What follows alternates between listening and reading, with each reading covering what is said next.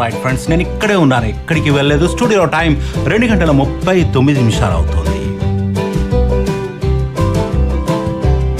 All right, మనం ముందుగా promise చేసినట్టుగా పేరెంటింగ్ విషయం గురించి మాట్లాడుకుందాం. పేరెంటింగ్, వావ్, ఇది చాలా చాలా క్రిటికల్ విషయం అండి. ఎన్ని చేసినా కూడా ఏదో ఒకటి నేర్చుకోవాల్సిన విషయం ఎంతైనా ఉంది. విషయానికి వస్తే చిన్న పిల్లలకి మొట్టమొదట గురువు ఎవరండి? మనమే, పేరెంట్స్. సో పేరెంట్స్ కాబట్టి పసి మనసులపై ప్రభావం చూపే కొన్ని పనులు పేరెంట్స్ అస్సలు చేయకూడదండి.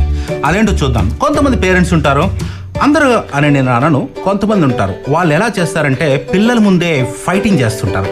దీనివలన పిల్లలకి ఇన్సెక్యూర్ ఫీల్ అయ్యే అవకాశం ఉందండి.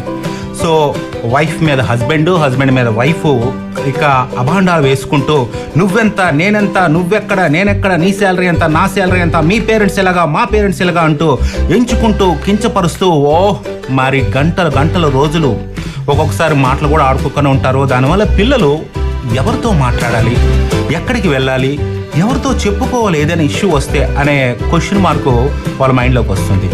మరి మన పిల్లలకు కూడా ఇలా చేయడం వల్ల ఏమవుతుందంటే ఇతరుల లోపాలను ఎంచడం అనేది బాగా అలవాటైపోద్దండి. ఇక మనమే రోజు ఇదే పనిగా ఒక్కొక్క మైనస్ విషయాలు మాట్లాడుకుంటుంటే వాళ్ళు ఇతరులను కూడా మైనస్ని ఎంచే అవకాశం, ఆ నెగిటివ్ అనేది, అలాంటి నెగిటివ్ అలవాట్లు వచ్చేస్తుంటాయి అన్నమాట. అలాగే పేరెంట్స్ ఇద్దరు కూడా కొంతమంది ఉంటారు ల్యాప్టాప్, డెస్క్టాప్ మీద రోజంతా బిజీగా ఉంటారండి. ఈవెన్ వీకెండ్స్లో కూడా చాలా బిజీగా ఉంటారు.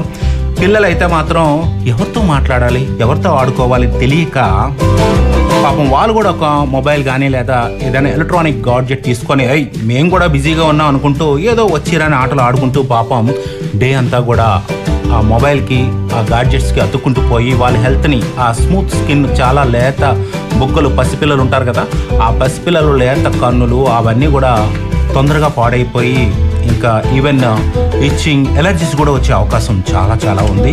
రైట్, మరి పిల్లలు ఇలా చేస్తూ ఉంటే మనం ఎలా ఉండాలి? మనం చాలా జాగ్రత్తగా ఉండాలి. సో వైఫ్ అండ్ హస్బెండ్ గొడవల వలన ఈ ఇష్యూ పిల్లల మీద కూడా ప్రతికూల ప్రభావం చూపిస్తుందండి. అంతేకాకుండా కొంతమంది పేరెంట్స్ ఉంటారు, దుబారాగా ఖర్చు పెడుతుంటారండి.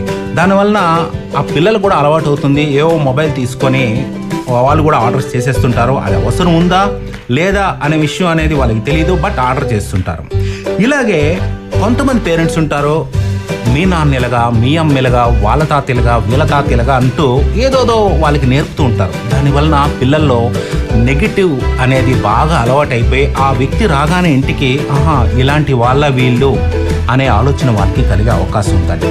సో పేరెంట్స్ మనమే క్రమశిక్షణ లేకపోతే పిల్లలు ఎవరిని చూసి నేర్చుకుంటారు చెప్పండి?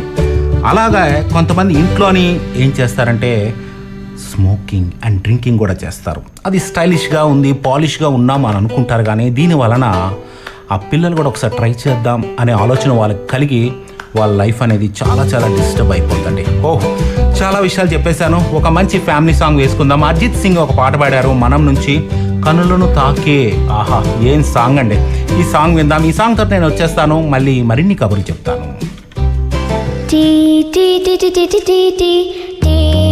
ఏ పని చేసినా ఇంట్లో మాత్రం పిల్లల్ని దృష్టిలో పెట్టుకొని మనం అలాంటి పనులు చేయాలి. Be careful my dear friends. మనమే మన పిల్లల్ని పాడు చేసినట్లుగా అవుతుంది.